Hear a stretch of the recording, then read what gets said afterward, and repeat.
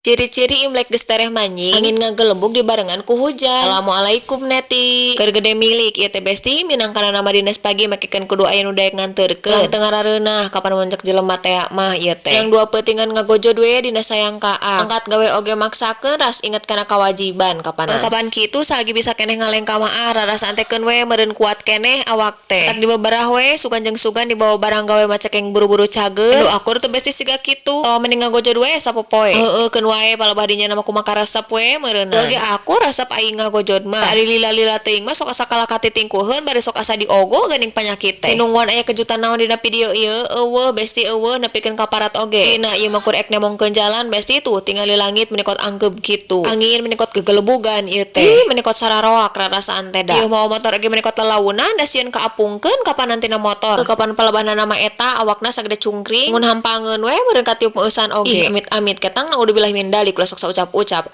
Ieu mah lain nyanyahonan anu boga pangawasa. Dumasar kana kebiasaan mah kapan mun geus deukeut kana tahun baru Cina teh. Eta geuningan tahun baru Tionghoa atuh Imlek kitu tah. Dirina nama lamun geus sup ka Asia Plaza atawa heueuh lah ka toko kitu tah geus loba nu ngagarantung beureum. Eta nu bareureum nama boh baju meureunna. Lampion lah pokona mah dasar babareureum kitu ditandakeunana teh. Geus moal bireuk deui eta teh sakedeung deui bakal ningali pertunjukan barongsai. Tanda-tanda alam nama biasa nama hujan badag, angin ngagelebug pokona mah kitu we cuaca teh ekstrim we kasebutanna teh. Tak omat pisan pepeujeuh sing gede iatna wae jeung iraha wae ge. Hati-hati ka hade. Geuning di jalan manggihan ieu besti. Nu haneutna kukusan ieu besti. Tu cocok we meni marenah keur tari rezeki ieu dibere nu haneut-haneut.